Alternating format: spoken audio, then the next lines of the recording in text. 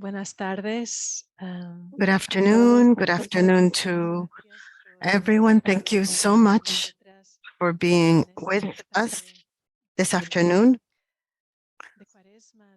This afternoon during Lent and our spring that we're at least experiencing sunlight in a different manner, at least here in Rome. We want to begin this time together with the Spread Your Wings, Rethinking Feminine Consecrated Life. It is this book published by Sister Yaniri, who's also with us.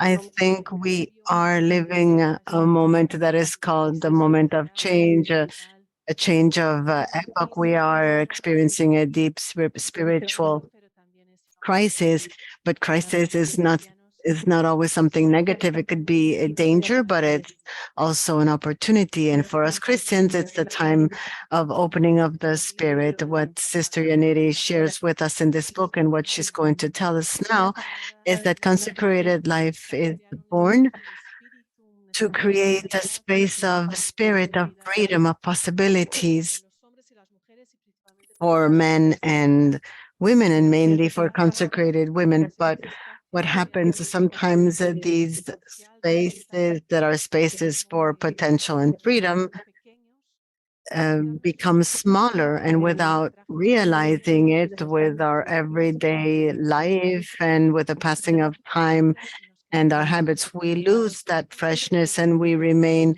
locked up in those structures that oftentimes can take away the gospel from us, can take away the great freedom that the Spirit gives to us. But we don't want to stay there. We cannot stay at the level of a sad diagnostic or enclosed in a negative view. We want to open our doors and windows and allow for the breath of the Spirit to enter, so that this book can also open new perspectives for our consecrated life, mainly the feminine consecrated life, but also in general.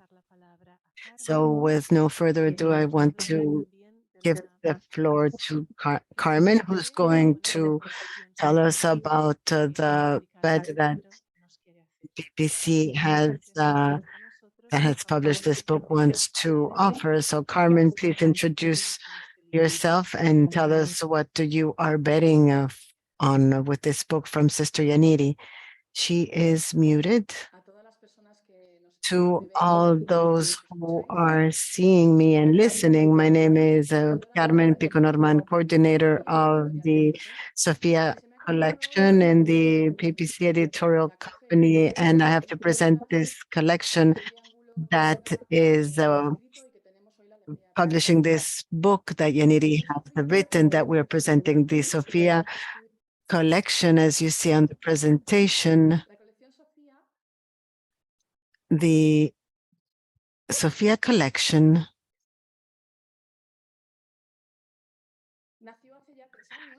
was born 3 years ago from the editorial intuition, as it wondered what it could offer, how it could offer a space to women. The proposal came to my colleague Paula and myself in the form of a question: do you think that as an editorial we can contribute something to the situation of women? Our response was Sophia. Sophia is a space for reflection and dialogue, where the voice of women is heard within the church, but also outside. The collection was dreamed with a woman's name, with the name of wisdom, Sophia. And at the same time, that name in Spanish and English was related, so it seemed very appropriate. Sophia was painted and by our colleague Carmen Corrales as a powerful woman. If you see the logo, she's a woman who looks to the horizon upwards. She firmly leans to look for a new space, the one she dreams and suggests. Sofia began her publishing career with a book of Cheta Scarafia, the director of Donne Senza Mundo, the first women's newspaper published in the Vatican. and it grew to become an instrument of denunciation of the women's situation in the church. Lucetta wrote for us, declaring herself as a feminist and a Christian. That's the title of her book. It was followed by a reflection on the theological discourse of theologians, a thought that is bearing fruit and that came to us from Carmen Soto when God speaks, not only in masculine. We then addressed a current ecclesial issue such as ecofeminism, a space of deep feminine reflection with Sister Geraldina Cespedes that we also presented at USG. We accepted the proposal of Anne-Marie Pelletier, a woman of women and men, as a dream of a church where women feel heard and welcomed in their experience and voice. We also addressed the issue of rituality, an essential element in women's religious groups with Paula de Palma, with Rites That Transform. And we recovered a text that has been written 30 years ago, re-offered by the author Elizabeth Johnson, entitled Women, Earth, and Spirit. And then two more titles related to the situation of the woman in the church and the world. The first one by Sister Corinne Garcia that we hope to present shortly, and the second one from Olga Del Monte in Feminine and With No Place. To come to this one, to the Anita's book, Spread Your Wings.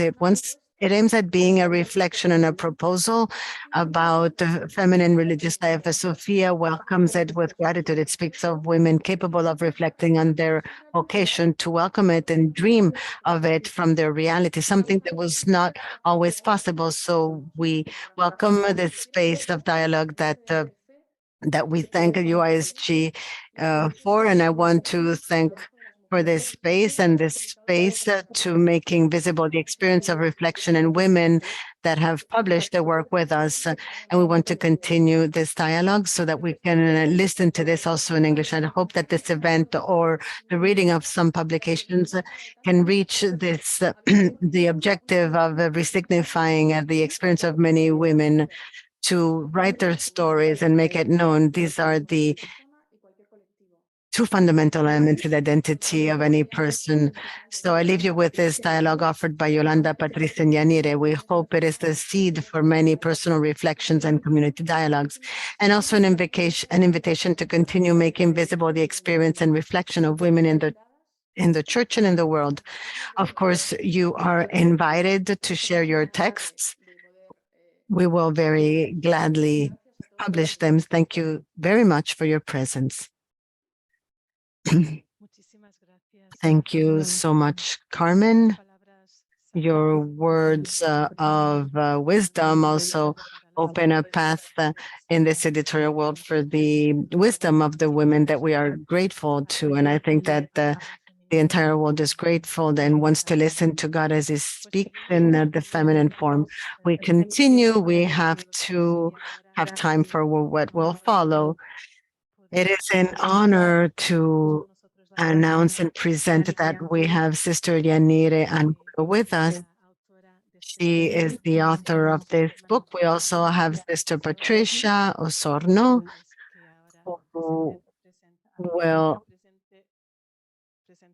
whom I will introduce. Sorry, I'm mixing the languages, and Sister Yolanda that I will also introduce. Yolanda, thank you for being with us. It's a joy to have you back with us. She was the president of UISG over the past few years. She's still the general superior of her congregation. She's Polish, but her soul is intercultural from so many countries and the languages you speak. You are a Claritan missionary. You've also been a formator of novices and juniors, and also responsible for formation.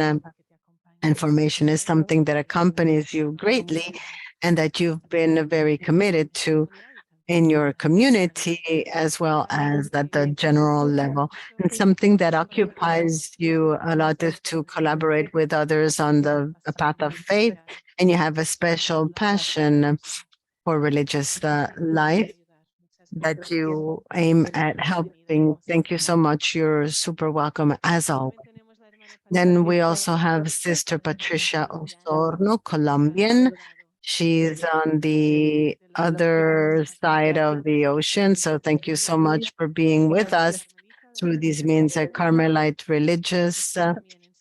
She's also in her country, in Bogota, and in certain neighborhood and at the parish. And she also accompanied the initial formation in her community. She's currently a professor of sacred scriptures. She also studied here in Rome and other places. And she's attending her PhD in theology at the Pontifical Xaverian University. Patricia, thank you so much for being with us. It's also a joy to have a voice from Latin America, where consecrated life is so important. And Yanire, Sister Yanire, I don't know how I can call you. It's a joy to introduce you again. The first thing I'm going to say is that I was a pupil, a student of Yanire, so there's also a friendship. Yanire is from Bilbao. She's a religious slave of the Holy Eucharist and the Mother of God. She studied in many places. She also attended her doctorate in theology, and she's been teaching at the Faculty of Granada, the Loyola University. And she's specialized in biblical theology and also theology of consecrated life. These are the introductions. It's a great joy to welcome you, to have you here with us. So with no further ado, I give the floor to Yolanda, who's going to ask the first question. Then we'll give the floor to Yanire, then Patricia, and we'll have a conversation as we ask questions and respond about spreading your wings, rethinking the future of consecrated life. Yolanda, you can unmute yourself. Good afternoon. It's a pleasure to share this space. Thank you for inviting me to this conversation. Although, as I read the book, I already felt in a conversation, I truly felt right next to Yanira, as if we were talking about these topics that I too carry in my heart. And setting aside the theories she presents, but the theme, I think that we all agree that it is a topic that for those who are consecrated or religious is carried within our hearts. So it is true. You, Yanire, shares you share from your own experience of encounters, of listening from an attentive heart, a heart attentive to what happens in the world and in religious life. You speak from within as those who are inside a house and describe it. But I was wondering, in the face of so much diverse material that we find, what was the main impulse that pushed you to write this book and to publish it? Why did you write this book? Well, good afternoon or good morning, depending on where we are. For me, it is a gift to share this space, this moment, and technology, sorry, makes the world a small place. And as many times we've been talking with different people about something that brings us together, this concrete vocation, this concrete manner of following Christ in the church. My first motivation was a matter of honesty, called to my own fidelity, of feeling that we have to turn something around that makes sense to me. It's my vocational place. And perhaps we don't yet manage to adjust to things that are not as they should be. And there are many people that do not take in, breathe, and from listening to us, to our sisters, or from sharing difficulties and concerns, dreams. That's my personal concern. It is true that it was an invitation from the publishing company to write something about consecrated life very openly. But when they suggested this, I understood that by honesty and fidelity, I had to give a thought about consecrated life, especially women. I think it can apply to other vocations, but there are some specificities that I wanted to gather. The book is very personal. I recognize there's a lot of myself in the book. That's why it is open with many questions instead of just affirmations. Thank you, Yanire. Sometimes we have to maintain the questions without giving answers. When we raise questions, we open paths. Patricia, what would you like to ask? Well, first of all, thank you, Yanira, for this, the book where you put in writing some internal and community dialogues. I would say like some hallway dialogues. To find them written on a book, I feel it allows us to get into a dialogue. You see what it says here. This is something that we need to discuss as religious life. And the title of the book is a deeply inspiring book, Spread Your Wings. And I could see Paula doing this gesture. What a deep title. And this title, Spread Your Wings, also, as you affirm in your book, you say if something is not well, if something is wrong, when there's a feeling inside or outside that is that something about us has not yet been completely unleashed and extended. So why this title? Yes, it's kind of a story. It was about painting a graffiti, Spread Your Wings, Sister, and it seemed very graphic because sometimes I have the feeling that there's something in many people in consecrated life that has not yet emerged and unfolded in what is human and in faith, especially as space and a vocation that essentially emerges to unfold, to bring out, to strengthen all the human and faith dimensions, because I don't understand the separation.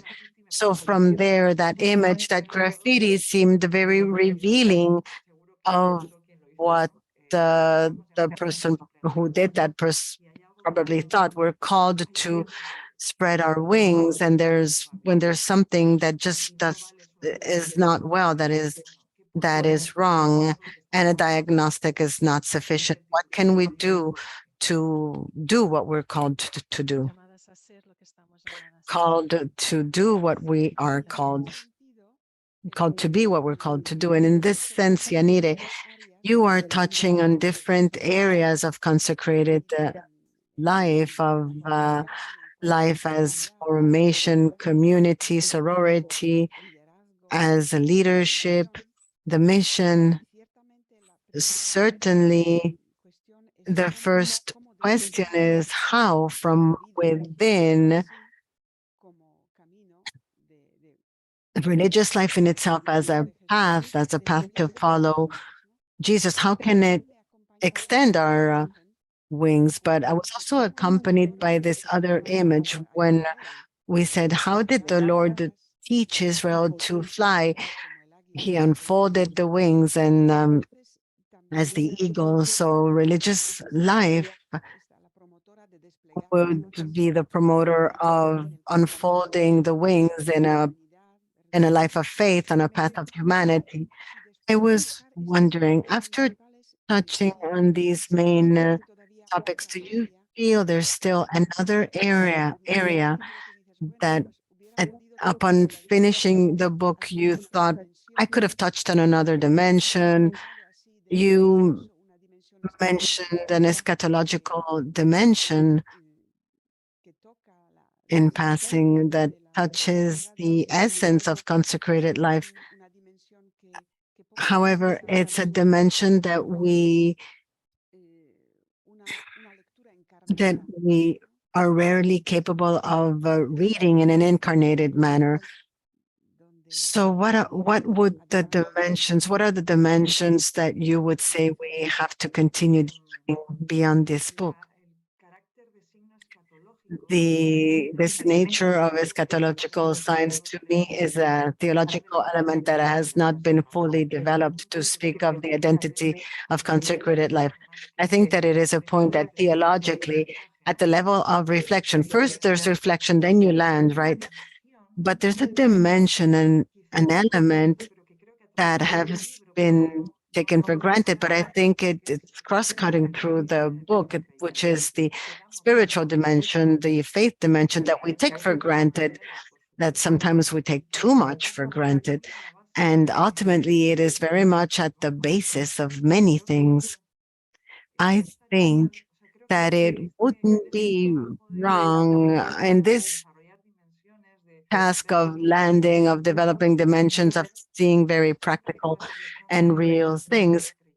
We always land on the faith experience that is not completed. It's a path, it's a process, and it is not something that is ensured as much as we may have many facilities as far as time and organization.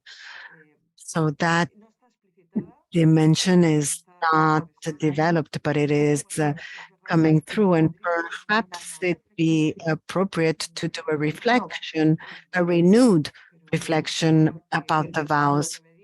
But it's true that I'm talking of the vow of obedience and authority because perhaps it is one of the hot topics. I kind of say that we should probably speak of the vows differently as a unit, as an effective dimension in some footnote, but it is something that deserves to be rethought together with that nature of eschatological time that I think could provide a key to look at the identity problems in this vocation after the earthquake of the council. But this is for our next reflections. It is precisely about this image that you've just mentioned that I was going to ask a question. You use many images and uh, for anything you stop to meditate and you go beyond. I too hear this from my elderly sisters. After the council, there was an earthquake for religious life. And you say that now we are living a special time and you use an image. So I would like for you to present this image. You speak of the crisis, the term crisis, and how do you address this? Yeah, the post council was uh, a revolution that we did not experience, but we know that it was displacing and it broke away from many schemes. There were many difficulties to readjust, but I don't think that we have entirely overcome the critical situation or the earthquake that was caused by the council. We are still in a process of adjustment, but in a more silent manner. The image of the woodworm, it was powerful because it is something that empties the essence without hearing it, without seeing it. It causes so much damage that when you come to realize it, it could be late. So, and this is the key in which I understand this crisis. We have difficulties in looking at the problems in their face. Nobody likes that. So we usually avoid facing difficulties. Even if we talk about things that are not well, we could be marked as pessimistic, of being hopeless. But realism requires to look at a situation in its face at the global level, something that is affecting this vocation in a very special manner. Well, as what they say that crisis means in Japanese, that it is a danger, but it is an opportunity that is dangerous. So we stay with the part of danger without looking at the opportunity. And when we come to realize it, it is too late to reconstruct and give it life. That's the idea.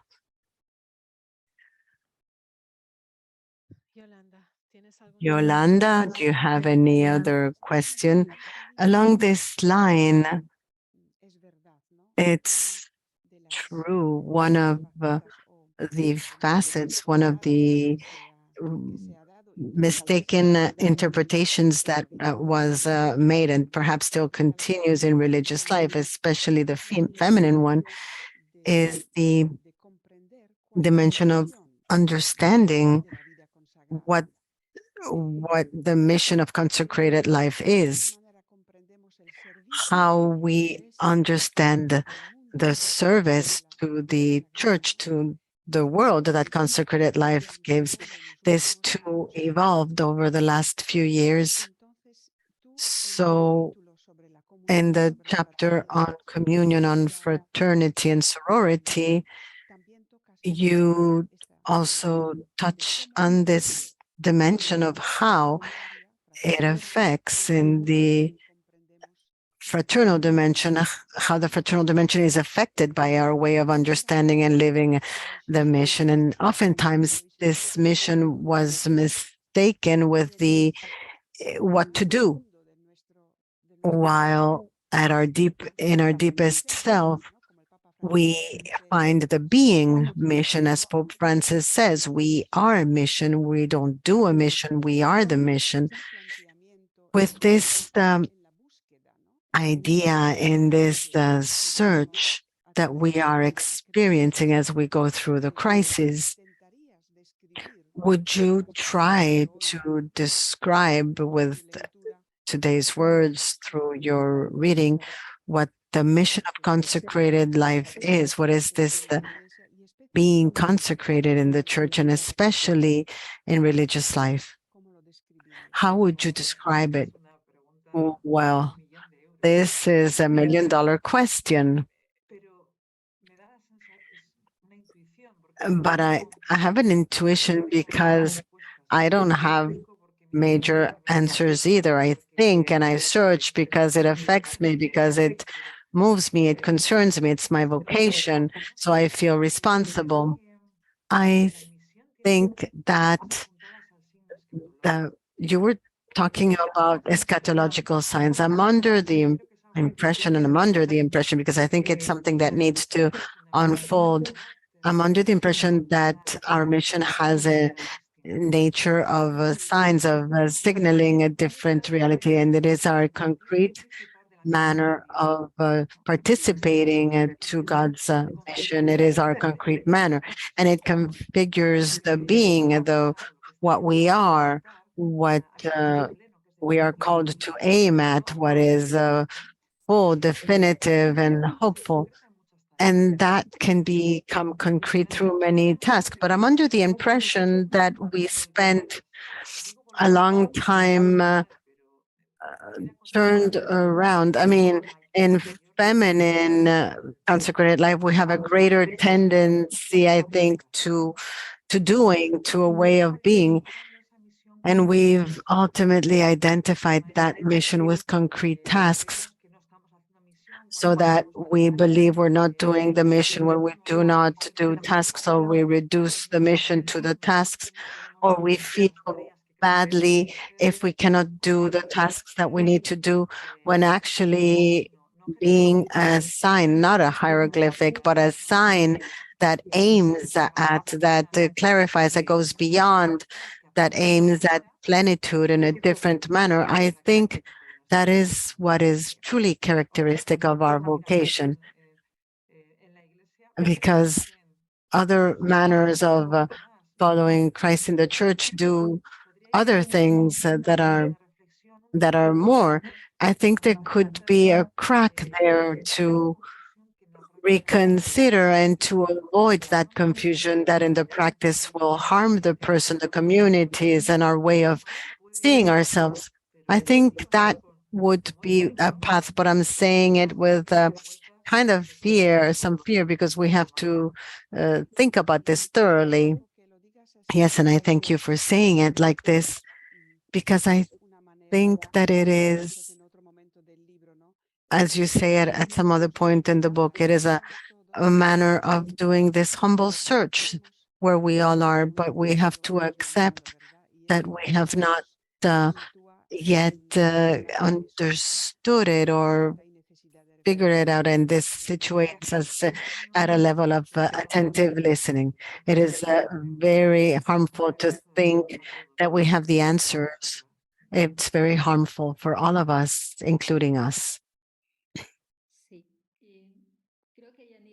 I think that Yanira, in your methodology, you leave many questions.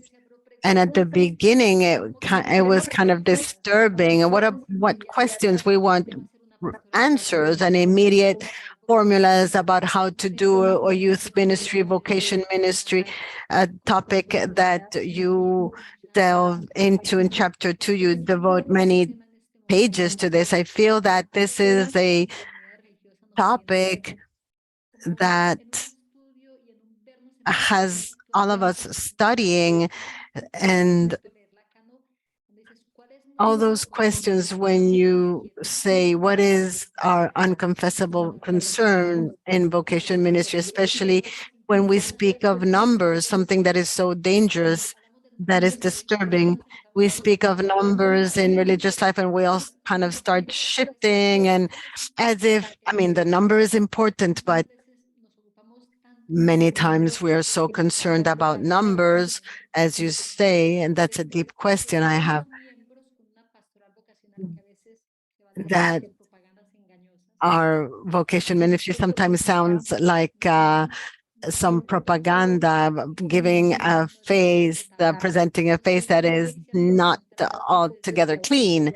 So I'd like for you to speak about that and what lines you follow in this reflection about vocation ministry. Well, I must confess that before getting into these university topics, I worked a lot in vocation ministry.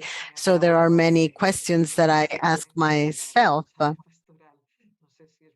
So it's a good, there's a key element, and that's honesty with ourselves. And that's what I think, that sometimes it scares us to look at our depth or ask questions that disturb us, or when we don't like the honest answers, to be able to say, what is it that I am searching through vocation ministry, the good of that person concretely, or to have that person join us? What am I searching for? The God's dream for that person, or there are elements, there are questions which, when we answer them honestly, at least we know we can see our cards on the table and decide. When there are questions that are uncomfortable for us, it is it is probable that we'll find unable to choose something different, and we'll be pushed by the fear that no one will join, or how can we support what we have? Many questions that are driven by fear. The key issue would perhaps say to admit that what we are looking for is God's dream for that person, what is best for that person, with me, without me, against me, elsewhere, whatever, but the best for that person. And we'll be working in vocation ministry, although it is not precisely for us, rather for the reign, for the church, concrete good. So daring to ask questions is important because it shifts us, it moves us, it gets us out of what I am supposed to want, leading to what deep down is pushing my actions, that non-confessed desire that is beneath, that does not allow us to choose or to put it before God.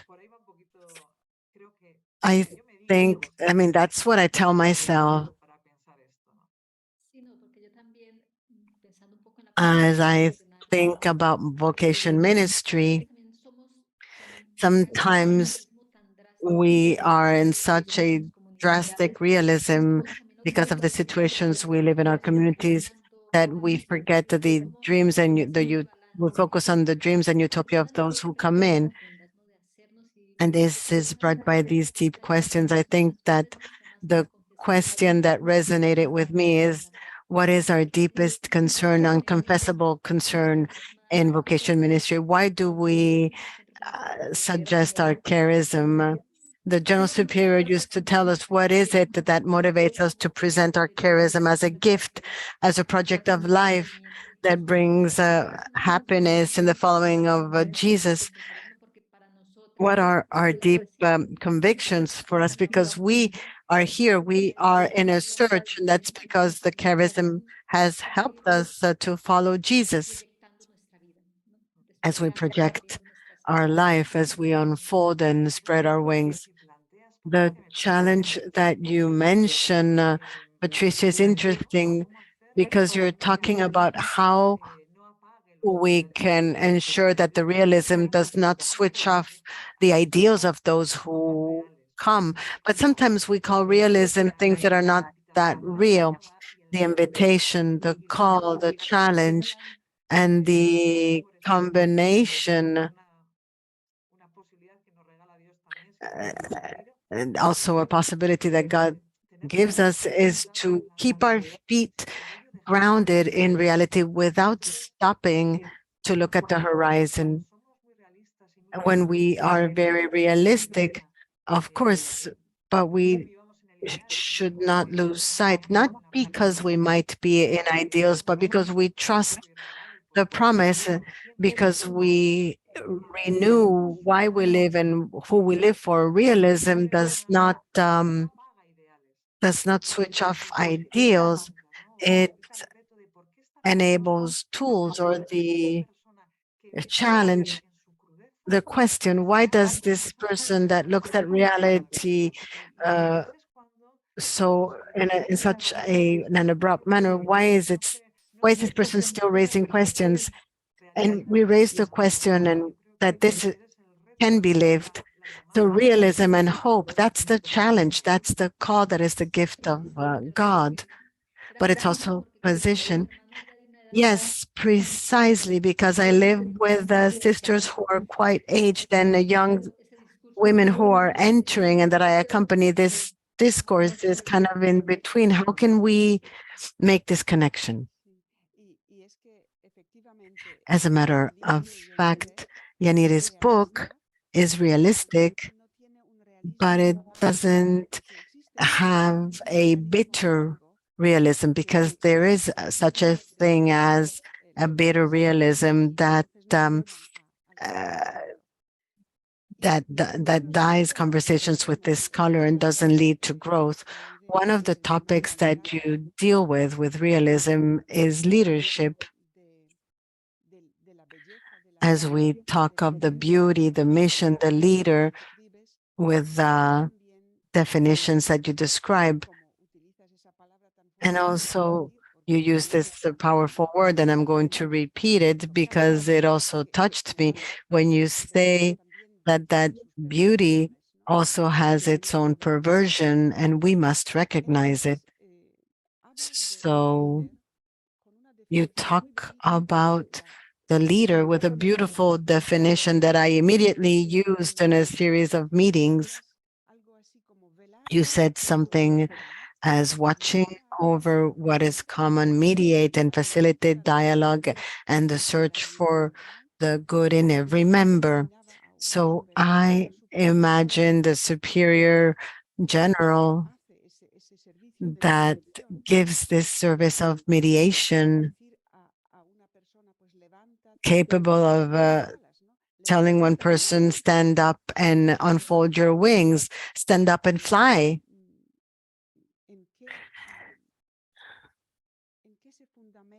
What is that based on? What is the foundation? What criteria, what characteristics? I mean, always the basic evangelical ones of Jesus, but what characteristics would you add today to this ministry for that service of animation and of watching over, so that it can help spread the wings? This is an interesting point. I think there's an element that is also mentioned in the book that is not uh, good for us. It's the narrative of how our superiors should be. And we list a series of things, a long list. Nobody really gets the point. and the person experiencing that responsibility feels that he or she have to be up to that level. So they fall into that perversion sometimes because of an inability. And I vote on a leadership based on fragility, because fragility is good for us. Recognizing fragility, our limitations, our fragility in all of its dimensions will open us up to a common search, common discernment to take care of ourselves, because what is fragile will help what is fragile. When you don't live on the defensive, when you recognize limitations, I like the image in Genesis.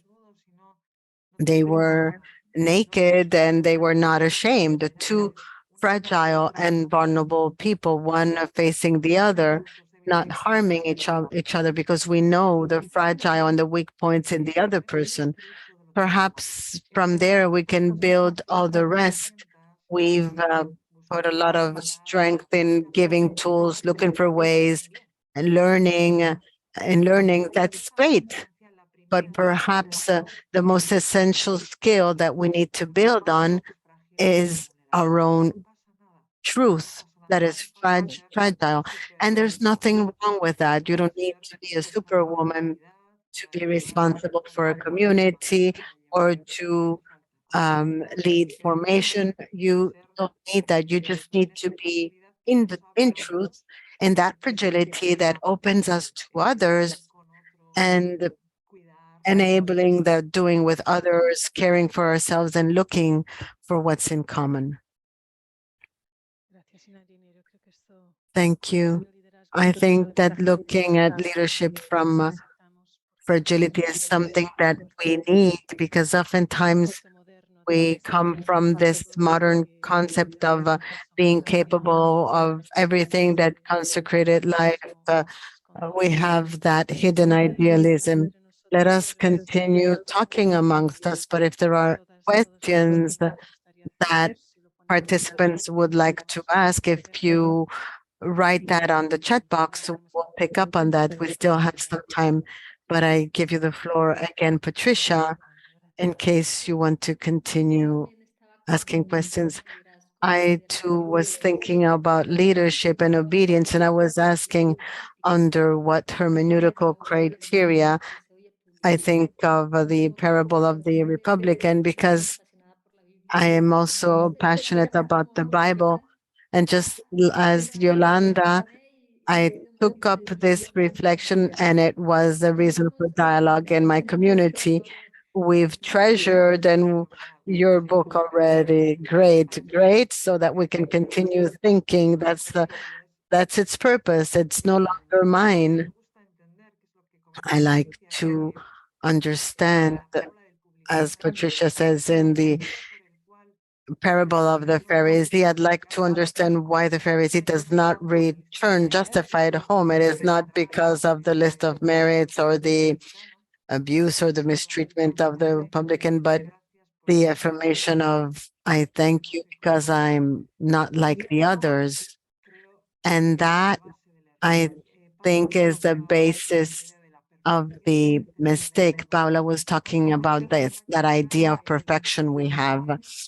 How is the image that we're supposed to have, we consecrated women, the prejudice is the idea, with all the good intention of giving a testimony, but sometimes we forget the essential point that we are just the same as all the others. Thank God, the same in as far as the fragile searchers, just as vulnerable, and that allows us to walk with the others, to give a testimony of a search, to walk together, doing things together.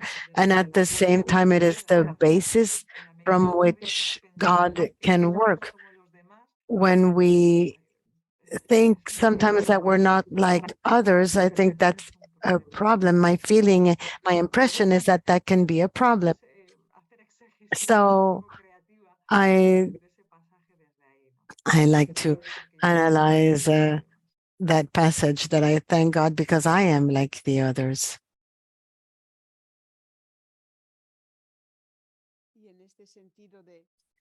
And in this line of human brothers and sisters that we are, it is true that our field is, first of all, our own community or our extended family because of the fruit of the charism, of the growth of the charism. But I was wondering whether we can contribute to that prophecy of Fratelli Tutti,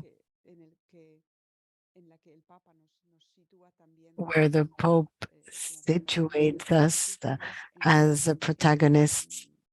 And in your book, you say that consecrated life should be a laboratory of what is for the others, for the church, for humanity, what God wanted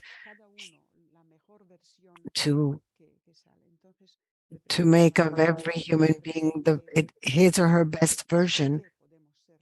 So I'm also asking of what can we be a laboratory? What can we offer at this time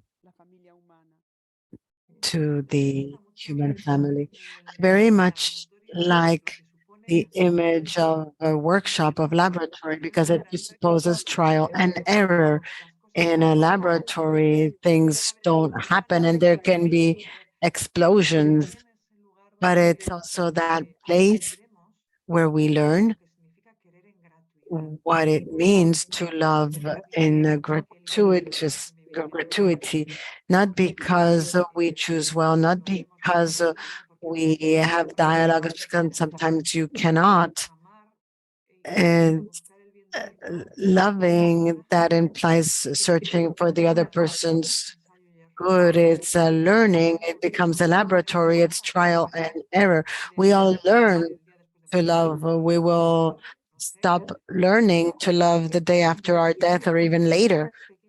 And in that microcosmos, in that community laboratory, that sometimes we don't uh, give importance to, we what we're invited to generate outside can become like a microcosmos. The people that we don't choose, people with whom we have hardly anything in common, sometimes not even the manner of understanding consecrated life, but we're looking for the good and we take care of ourselves and we look for a way to get the best out, and we do it badly and we make mistakes and we harm ourselves and we ask for forgiveness. Through these trials, we could become a parable of universal fraternity by trying without expecting ideals, but just by trying and with great respect for everyone.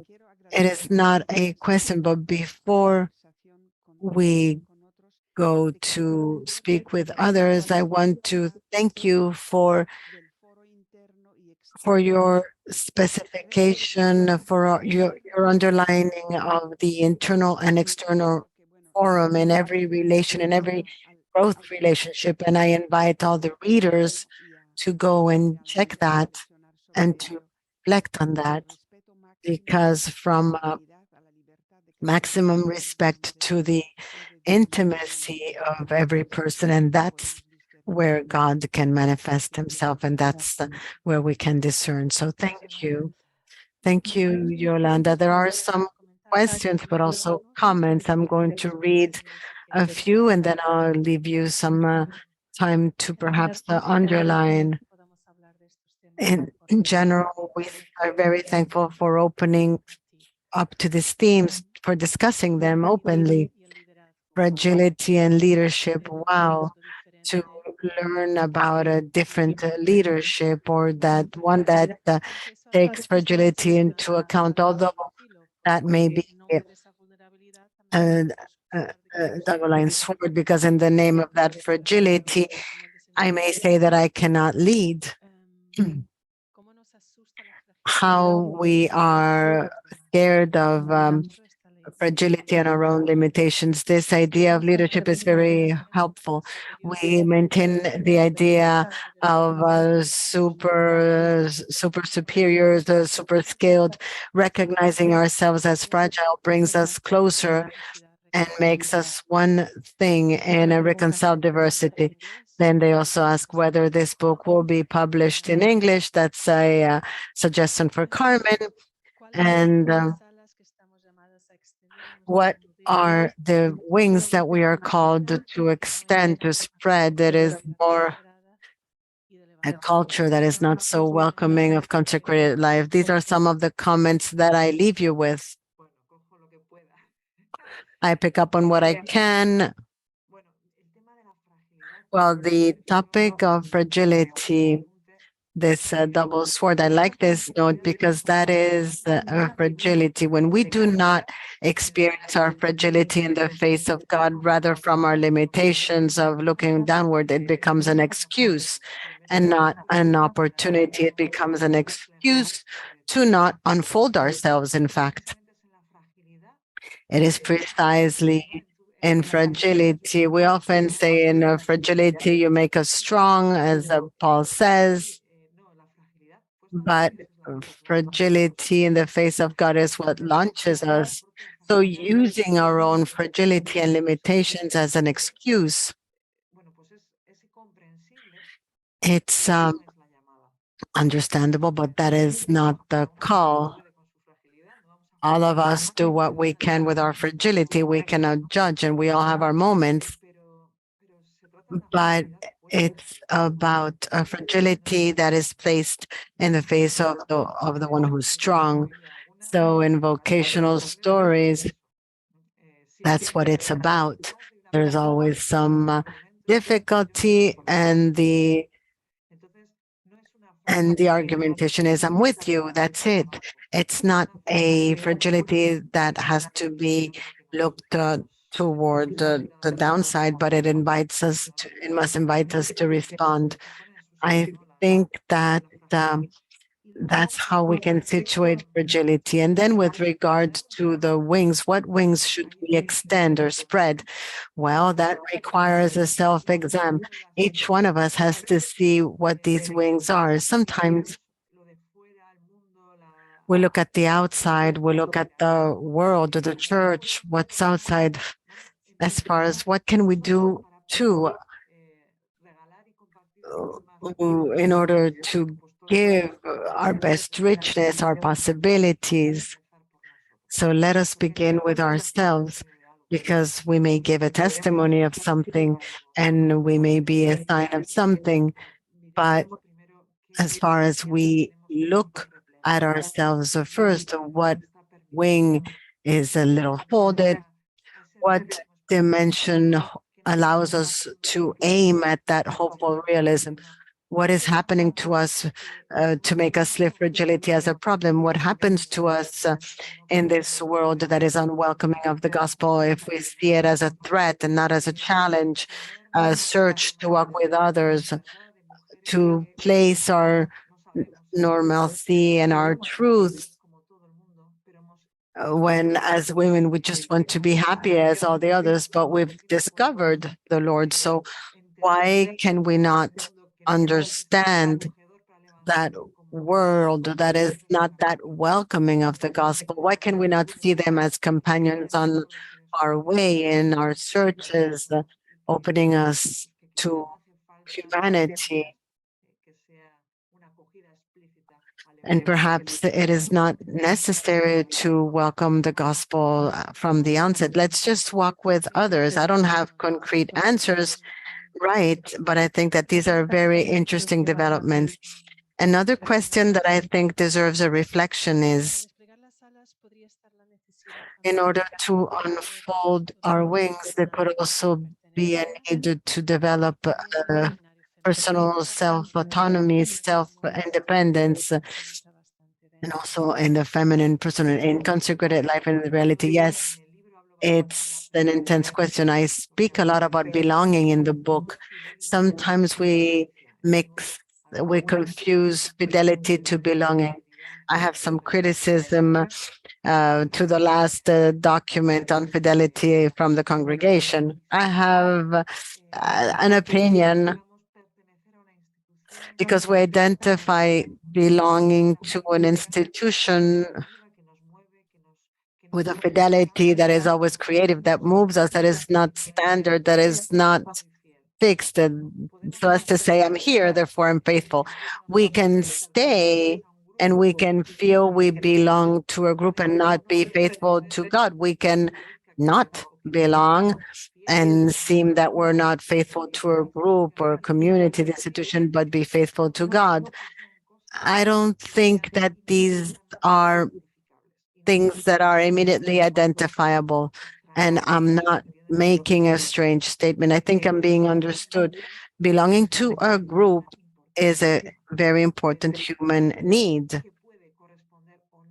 and it may correspond or not to the fidelity to God, who's constantly calling us and bringing us out of insecurity and what is uncertain and calls us to love more and more people. So these are two things that sometimes raise some difficulties. Also, because in the name of a sense of belonging that is very concrete, we may confuse unity with uniformity, and this happens way too often. So I have some fear and respect of this topic of belonging. I think we have to be very refined in discernment because I think that in the name of unity, we've been mistaken and we're thinking that there cannot be diversity in unity, but it's the other way around. We believe in a trinitary God, one and three. Thank you so much. So how can we welcome diversity and pluralism with no fear? Well, that's a challenge. Well, firstly, we have to realize that we are fearful because we don't say that to ourselves. We consider that a specific manner of understanding things is the one and only. Sometimes we have to evaluate to understand how we live our perception of the charism as something that, well, this is charism, or is it something that we share, or something that we have to continue discerning as a gift of the Spirit? Firstly, we have to be honest and ask ourselves, how do I experience what is different and what happens with the diverse? I think we're on our way, but first of all, we have to uncover our cards and not think that we have no issues and then realize that they scare us because we're always scared of what we do not know. I'm hearing the bells here in Rome announcing that it's 6 o'clock. I think we could continue for a long time, but I think that, as we say in English, what is good, it's brief, it's twice as good. I think this is just a very an appetizer for your book that has to be shared. I think this is important. Carmen, if you can put the link to the actual book in the chat box again, and perhaps we can send it by email in a flash. Now, for these 3 Lent Sundays, there's this thirst that we have to be close to the well, sometimes without drinking, as Jesus comes and resonates with our thirst for authenticity, affection, like capability of giving ourselves, of calling, of being women who are thirsty, but who find their water in Jesus. But for this, we need to live this in spirit and in truth. And that honesty will then fill us with truth. It is not about the complete judgment of John. Ultimately, the verdict is if we stay in our blindness, believing that we see, that is the greatest sin. So I think that your book and these points show us that that's first of all we have to realize our fear to stay in what sometimes challenges us. But Jesus is capable of healing our blindness and are making us see in a different way, because this man will then follow him along the way. And Lazarus, as he said, had you been here, my brother would have not died. But that death that we can visit, sometimes we need those spaces for life. We need that space for Jesus to tell us, leave him there, uh, take the bandages off, remove all of that. We need to listen, and Jesus is capable of screaming over our death. And this will push us forward. And that is the sign of the eschatological consecrated life in mission. We are clay jars, but as you say, if we place our ourselves in the hands of the worker, then Jesus can work with us. So I thank you all for your affection for consecrated life, for your testimony. I thank you all who've been here with us, and I hope we can continue committing to this consecrated life that is changing, but it continues being a call from God, a beautiful vocation that is very necessary in the church, that needs men and women that open themselves up from their human limitations, thanks to the potential that they have. I invite all of us to unmute ourselves so we can say goodbye. Thank you. Thank you from the bottom of our heart to Yanire, Patricia, and Yolanda. I invite